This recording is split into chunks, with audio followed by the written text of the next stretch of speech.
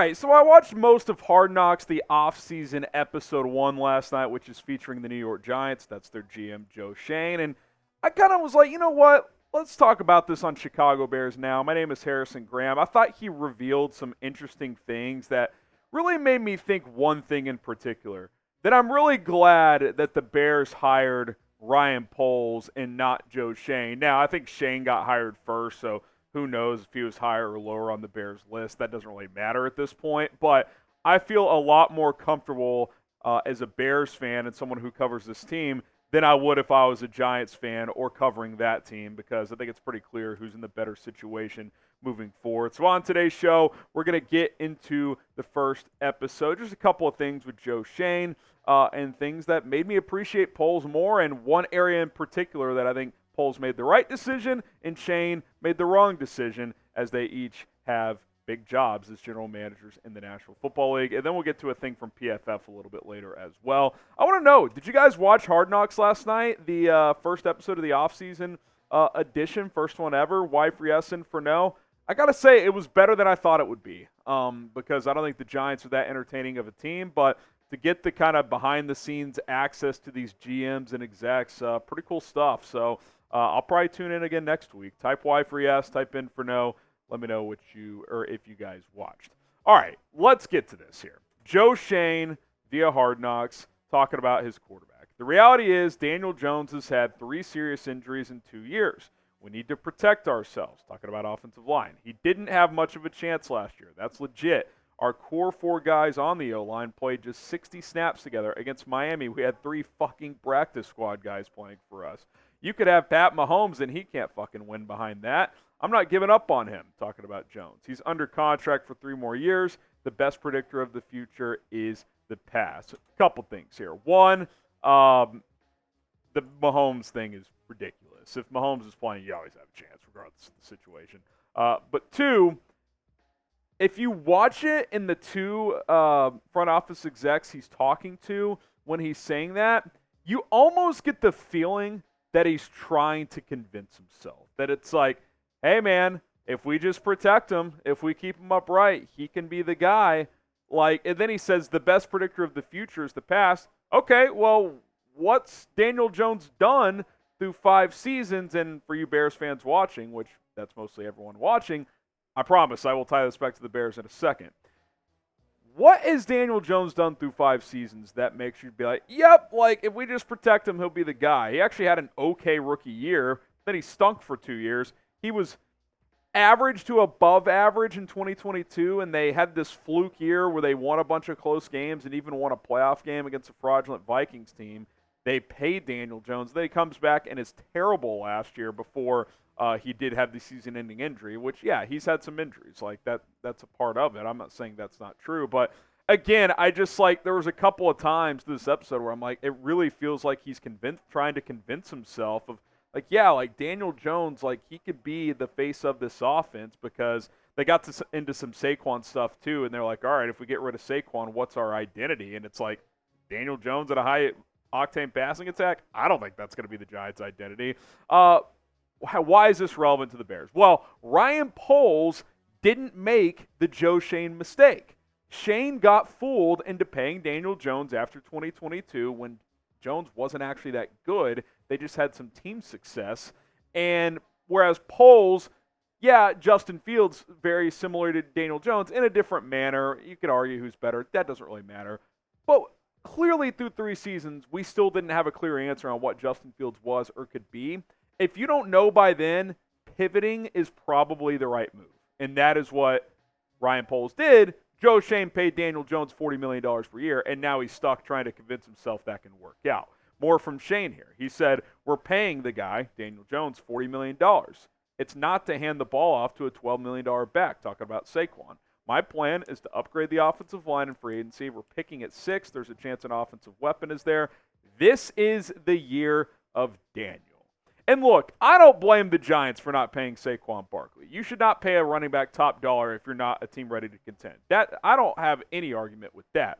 But for one, he signed Jermaine Illuminor in free agency. That was the only offensive line move he made, and he's like a fringe starter. Did get Malik Neighbors, but the point is like there's a lesson here in all of this. There's a lesson, and the lesson is this.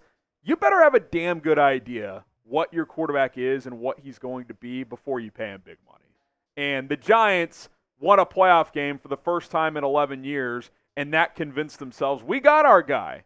He ain't that guy, man. Like 12 months from now, Daniel Jones, I think there's a great chance he's on a different team because they're going to cut him and take the $22 million dead cap hit. They can't do that now. Otherwise, they probably would do it now. But the dead cap hit goes up to like $60 million if they do it now. So they literally cannot do it. But I don't know, man. It's just like looking forward with Caleb Williams when it comes time to pay or pivot.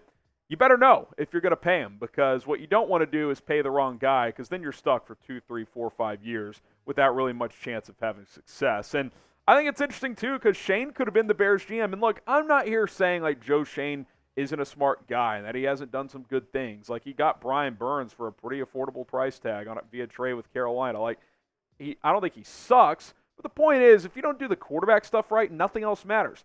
What did we see for years with Ryan Pace? He couldn't figure out quarterback. So trading for Khalil Mack, even though he was awesome here, kind of a waste because you didn't have a good enough offense, because you didn't have a good enough quarterback. If you don't get the quarterback right, nothing else matters, and the Giants are stuck, whereas the Bears, we don't for sure know what Caleb Williams is going to be, and they got a little luck to get that pick.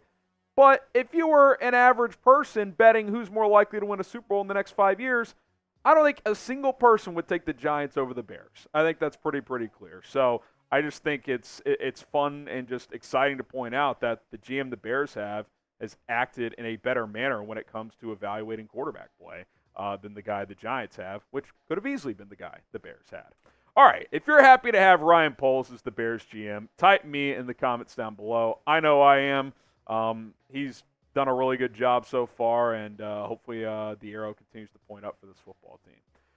We got some Caleb Williams jerseys available, by the way, at chatsports.com/Caleb. Got navies, we got whites, we got the oranges. Go to that link that's in the comments and in the description and check out these jerseys. Pick your size and purchase today. Get yourself a jersey before week 1.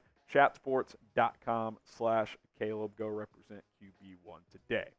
All right. I didn't want to make the Hard Knock stuff the focus, but I had to hit on this as well.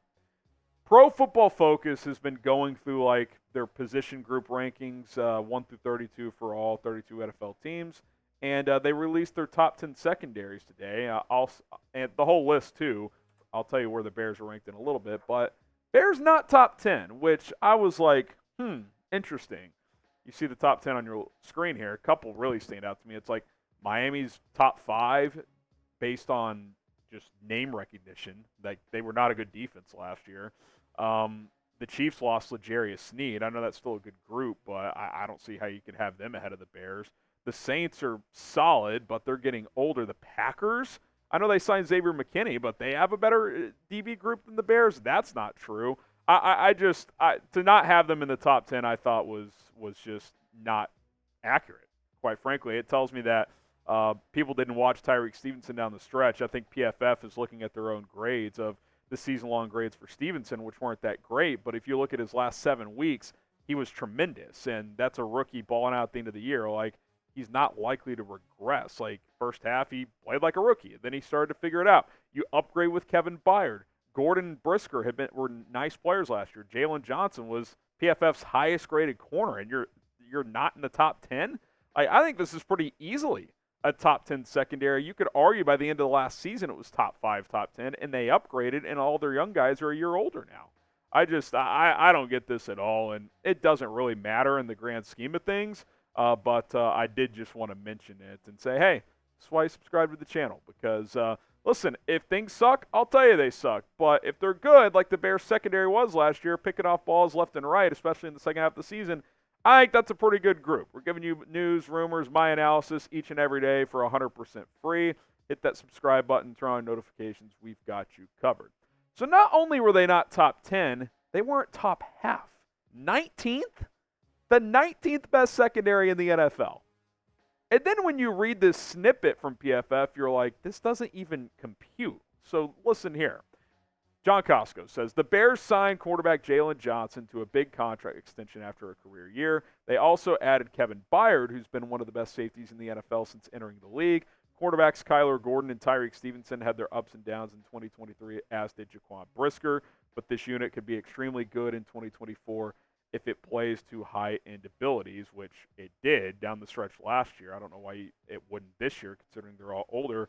Like, even in that, like, snippet, that makes me think, okay, I could see it being just outside the top 10 if you think Gordon and Brisker, like, they got to be more consistent. 19th? You just said it could be one of the NFL's best.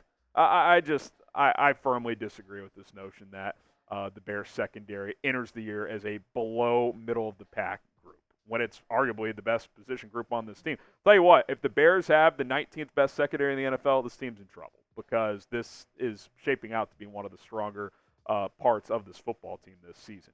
What do you guys think? Do the Bears have a top 10 secondary, type 1 for yes, type 0 for no? I think they do. And remember, they were making all those interceptions down the stretch last year, locking people up without a good pass rush. Imagine if this team had a good pass rush, which that's still a question mark. Like, you want to say the defensive line's a bad unit? Yeah, that would be more accurate than the secondary. All right, that's going to do it for today's episode of Bears Now. Hit me up on Instagram for more content at HGramNFL. We'll see you over there. See you next time.